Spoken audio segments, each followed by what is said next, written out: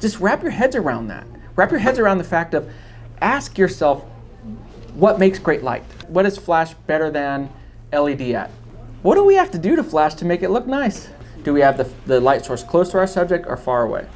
When you guys are spending your money, you need to ask yourself, where's the bang for the buck? Why does on-camera flash, why is that so bad? Baby photography, pet photography, all of that stuff, it's very problematic when you're using flash. Babies don't like flash. Flash has its purpose, but you got to understand when to use it.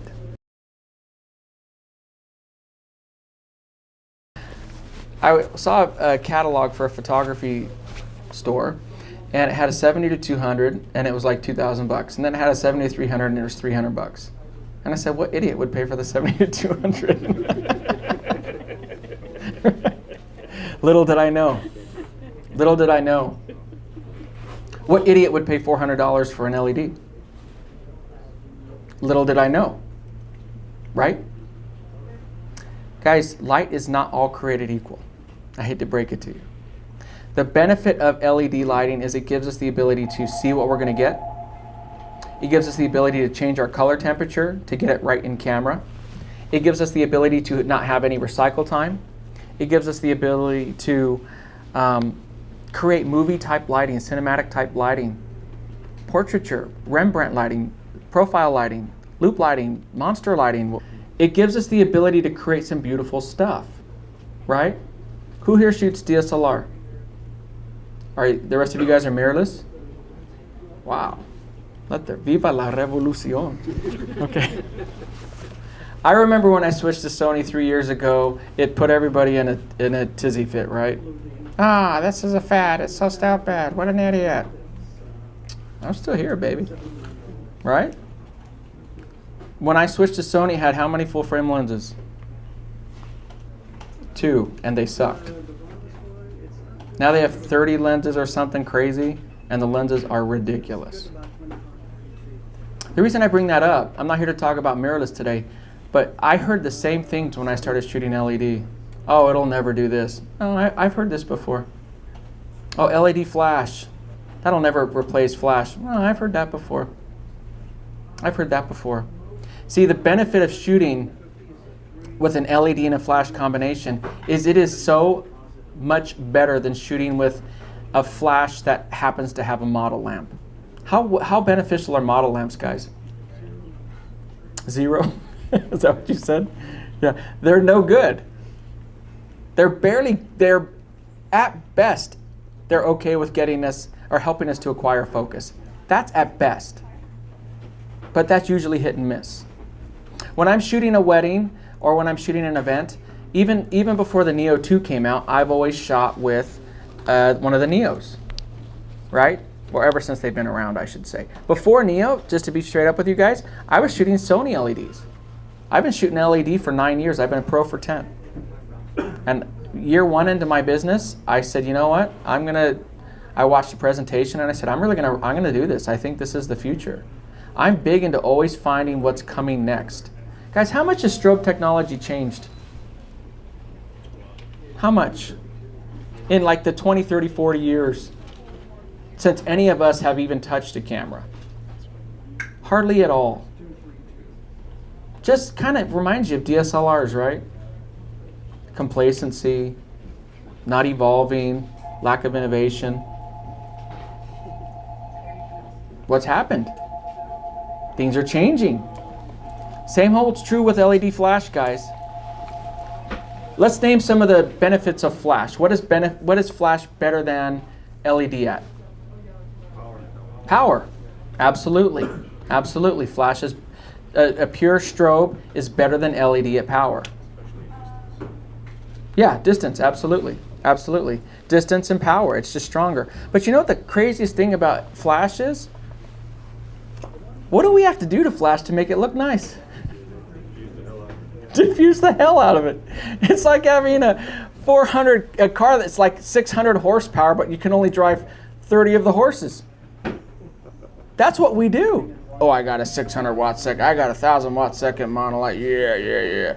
Okay, well, good. You're having to put like Big Bertha Octabox in front of it with the deflector plate, a baffle, a sock, everything. just to make the light pleasing. It cracks me up.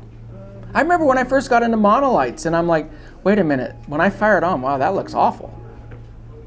And then you get that first monolight and then it comes with that little ugly beauty reflector dish in it. And then it comes with that cheap plastic, diffuser on the front of it, and you fire and you're like, wow, that's really ugly. Right? You think your lighting problems are solved. Then you fire that flash and it gives a really hot spot on the face. That light catches the cheekbone, it catches the forehead. It just catches collarbones. It looks awful. Anything that sticks out or protrudes on us as human beings looks awful with the flash. Okay? Until we diffuse it and diffuse it and diffuse it. Now when we are using flash, how do we get the most beneficial result? What's the rule of thumb with using flash? Do we have the light source close to our subject or far away? Close, right? We get it as close to them as we can, and then we diffuse that light as much as humanly possible to make it pleasing light. Right? So when people talk to me about, oh, it can't do this, I'm going to challenge you guys, sitting here and online, I'm going to challenge you to ask yourself, what do you use it for? Are you always taking your flash 50 feet away? No, you're not. Some of these things are so ridiculous. I see online, again, these guys preaching stuff who are not real active working photographers. Because most of us do not want a flash that's 50 yards away. Well, someone's going to steal it. Or it's going to get kicked over, or whatever. Oh, my flash will fire from 500 feet away.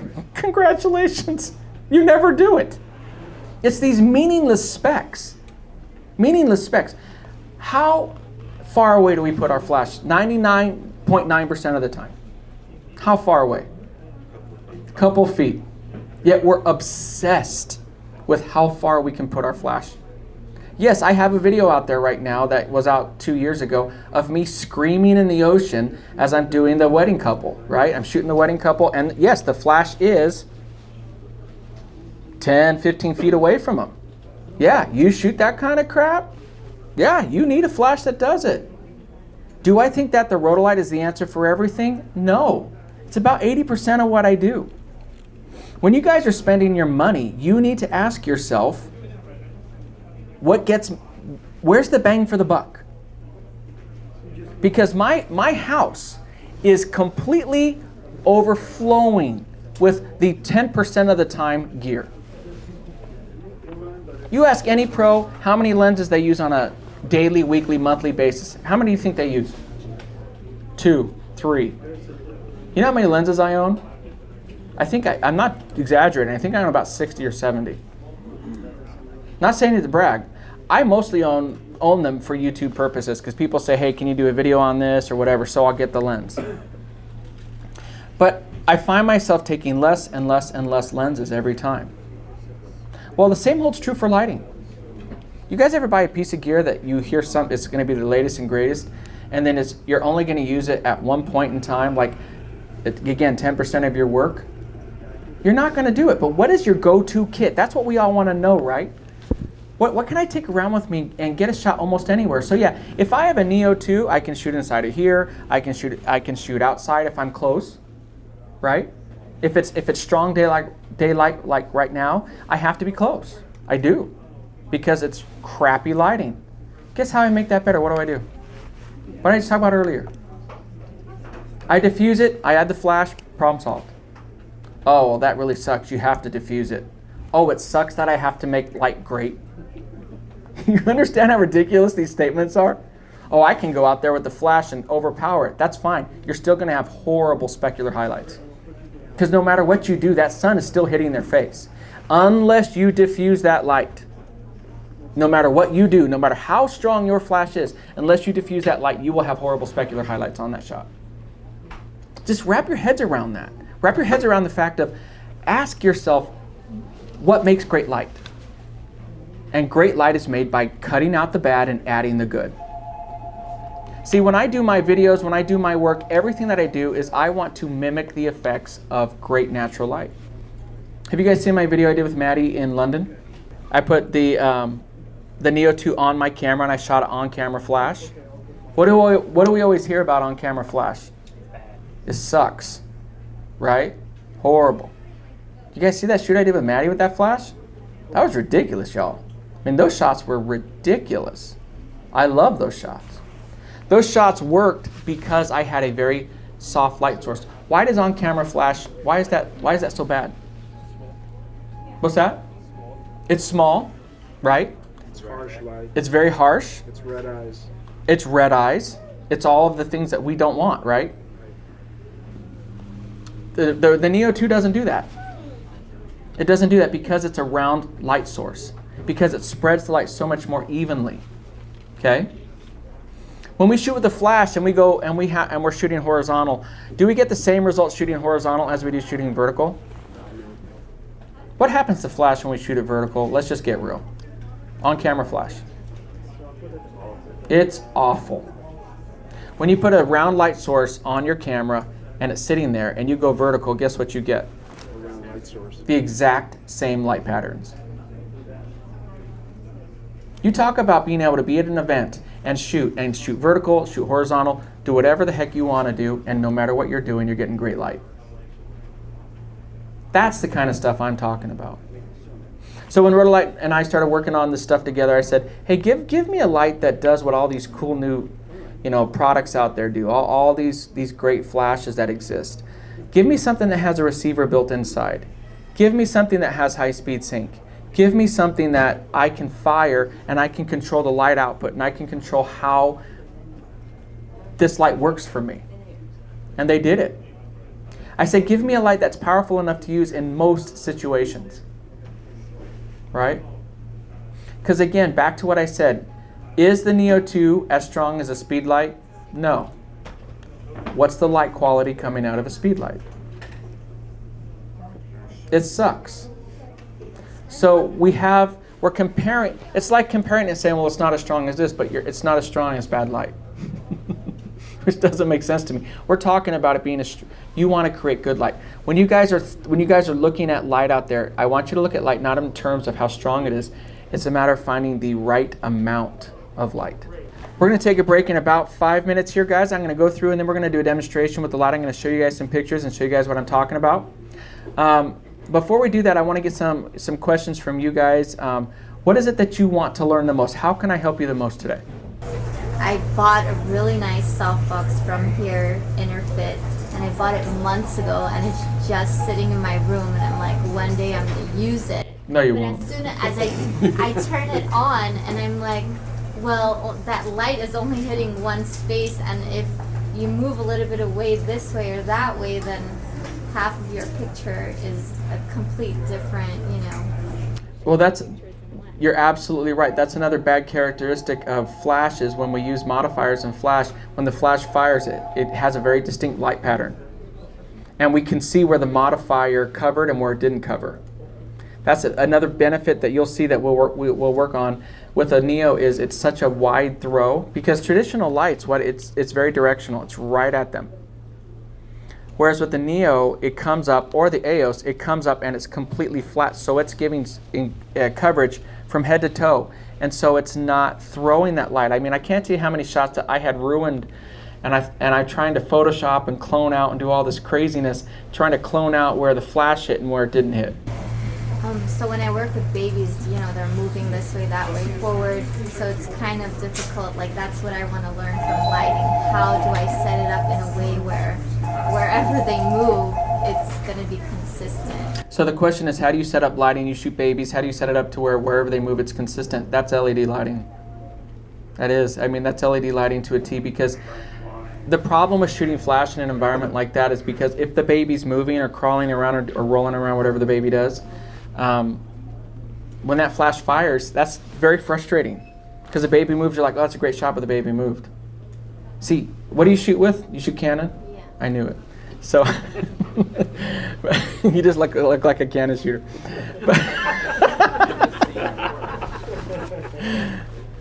And that's a compliment. But the most baby shooters shoot Canon. Yeah. But if you're shooting that, and again, I'm a mirrorless shooter, so shooting mirrorless, I'm not here to talk about mirrorless, but there is a special relationship between shooting mirrorless and shooting LED.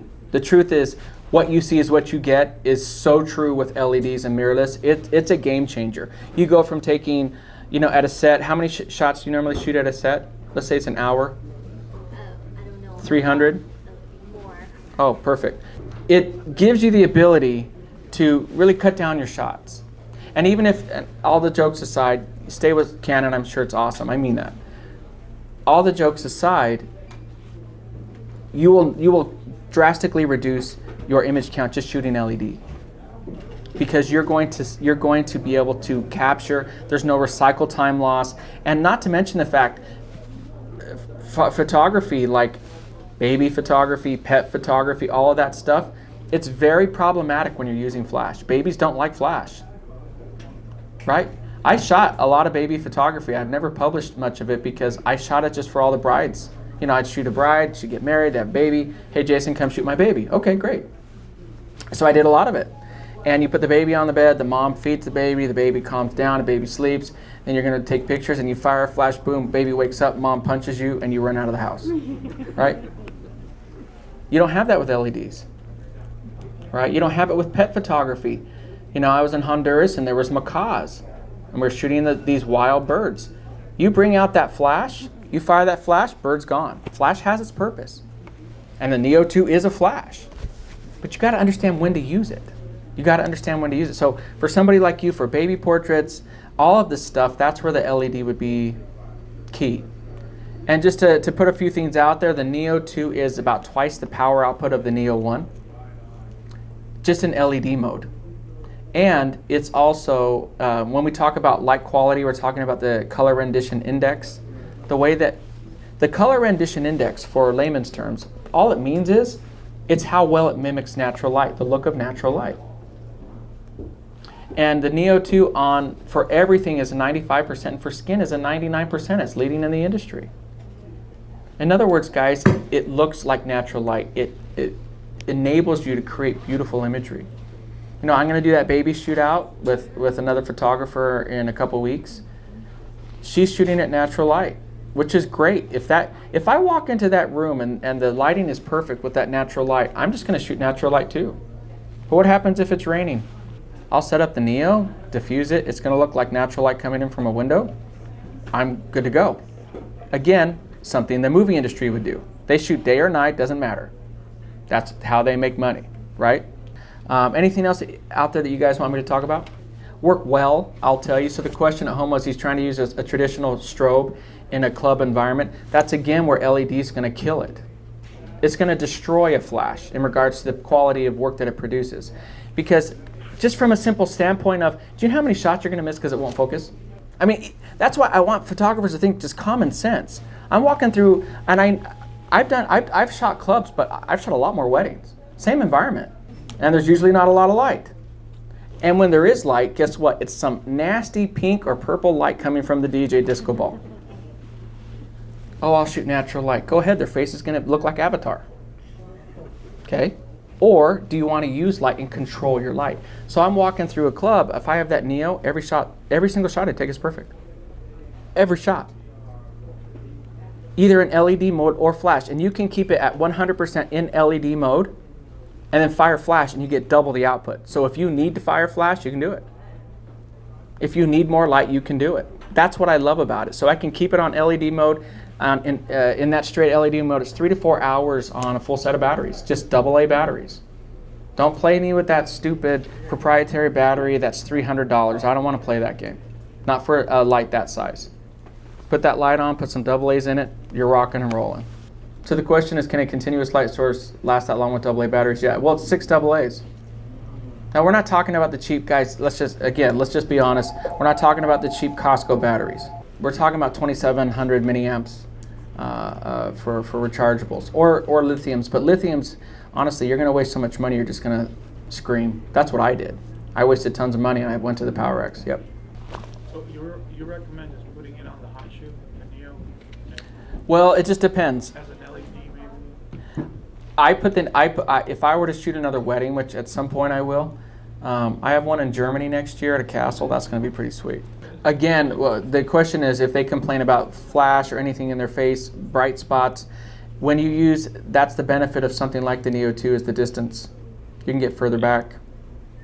Now, in my experience, truly, people complain far less about an LED because they grow accustomed to it versus a flash when they're just dancing and dancing and dancing, and then boom, that's a wake-up call, right? When you have LED, their eyes and everything are very much more accustomed to that. Here's the other benefit too. When I've shot with LEDs and stuff at weddings, people are actually much more prone to work with you as a photographer. Like they see that you're taking their picture and they're like, hey, and they start dancing and having fun. Versus a flash, they could be doing something, you fire a flash like, hey, what are you taking a picture of? So it really is beneficial in that regard. And if you want to remain the creeper guy who's taking pictures without people knowing, that's fine. Just put it in flash mode, turn the LED mode off. So it's totally up to you guys. So what we're going to do is we're going to take a quick break, and then we're going to get this set up. I'm going to show you guys some shots, give you a demonstration, and we'll go from there. You guys still here? Hello? Talking to you. Hey guys, if you want to learn online with me, go to patreon.com/JasonLanierPhotography, and you will be able to continue this craziness online from anywhere on planet Earth with me. If you want to join me live, go to JasonLanier.com/workshops, and you'll get to see me in my full glory live and in person, guys. I think there's a smudge on there. Is that it? Yeah, I got it. Talk to you later, guys. Bye.